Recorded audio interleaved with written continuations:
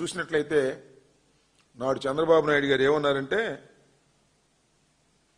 Self finance మీద సీట్లు ఇస్తూ ఉంటే వైఎస్ఆర్ కాంగ్రెస్ ప్రభుత్వంలో ఇది అన్యాయం, అక్రమం. మేము అధికారంలోకి వస్తే ఈ సెల్ఫ్ ఫైనాన్స్ సిస్టమ్ 100 రోజుల్లో తీసేస్తాం, అన్ని కూడా కైమేర కోటాలోకి పెట్టేస్తామని ప్రగల్భాలు పెట్టారు. వాళ్ళు వచ్చారు, దాన్ని పక్కన పెట్టేశారు. దాని మీద చర్య తీసుకోలేదు. 100 రోజులని ప్రామిస్ చేసినటువంటి వాళ్ళు అది తీసుకోకపోతే తీసుకోకపోయారు.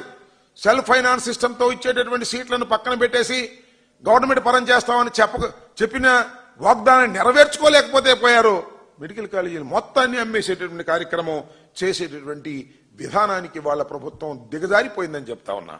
అదేమంటే ఇది పీపీపీ విధానం, ఇది ప్రైవేటు కళాశాలకు ఇవ్వటం కాదు, ప్రైవేటు వాళ్ళకి అప్పచెప్పటం కాదు, పీపీపీ విధానం గవర్నమెంట్ ఆధీనంలోనే ఉంటుంది అని చెప్పారు. దేనికి ఉంటుంది గవర్నమెంట్ ఆధీనంలో నాకు అర్థం కాలేదు.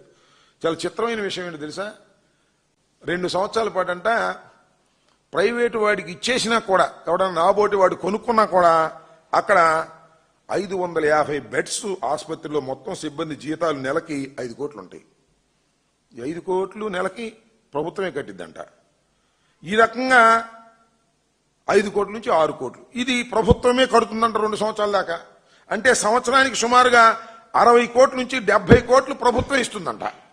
అంటే 2 సంవత్సరాలు ఎంత, సుమారుగా 140 కోట్ల రూపాయలు మళ్ళా వారికి వెచ్చిస్తూ ఉంటారు. అంటే ఇది ఒక బొనంజా ఇచ్చేటటువంటి కార్యక్రమం. ఎవరైనా ప్రైవేట్ కళాశాలలో కొనుక్కున్న వాడికి 2 సంవత్సరాల పాటు 140 కోట్ల రూపాయలు ఇది ఈ 4టికి కూడా ఇచ్చేటటువంటి కార్యక్రమం చేస్తున్నాడు. ఇది పెద్ద స్కామ్ కదా అని అడుగుతా ఉన్నా. ఆ విధంగా స్కామ్ చేసుకుని దానిలో కిక్ బ్యాక్స్ తీసుకొని దాని నుంచే లబ్ధి పొందాలనేటువంటి ఉద్దేశం. ఇదంతా దేనికి చేస్తున్నారు? పేదవాడి వైద్యాన్ని తాకట్టు పెట్టి పేదవాడికి ఉచితంగా వైద్యం అందుకోకుండా ఉండే విధంగా చేస్తున్నారు. పేద విద్యార్థులు చదువుకోవడానికి కూడా ఇవాళ దుర్మార్గమైన పరిస్థితికి నెట్టబడేటటువంటి కార్యక్రమం ఇవాళ పీపీపీ విధానం అని చెప్పి చేసేటటువంటి పద్ధతుల్లో చేస్తూ ఉన్నారు.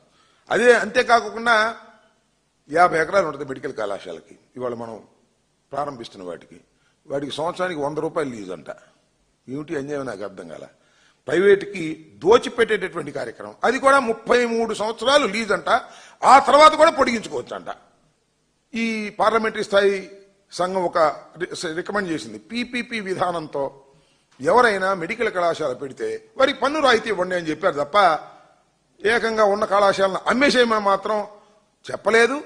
ప్రభుత్వ కళాశాలలు మరిన్నిగా రావాలి, మరిన్ని సీట్లు పెరగాలి, వైద్య అవసరాలను తీర్చడం కోసం మరిన్ని డాక్టర్స్ మన రాష్ట్రంలో మన దేశంలో ఉద్భవించాలి అనేటువంటి కార్యక్రమాన్ని చేస్తే ఇది కేవలం స్థాయి సంఘం ఆటోమేటిక్ గా వీళ్ళందరినీ కూడా బలపరిచింది. చంద్రబాబు నాయుడు గారి పీపీఈ విధానం అద్భుతంగా ఉంది, బ్రహ్మాండంగా ఉంది, దాన్ని బలపరిచింది అని తప్పుడు ప్రచారం చేసే కార్యక్రమాలకి దిగజారిపోతున్నారు. నేను ఒకటే మనవి చేస్తున్నా, ధారాదత్తం చేయాలనేటువంటి నిర్ణయాన్ని పునరాలోచించుకోకపోయినట్లయితే మీకు తగిన శాస్తి చెప్పే విధంగా ప్రజలు సిద్ధమవుతున్నారనే విషయాన్ని దయచేసి గమనించాలని, అలా చేయకపోతే మీకు చాలా ప్రమాదం అని కూడా ఈ సందర్భంగా నేను హెచ్చరించదలుచుకున్నాను.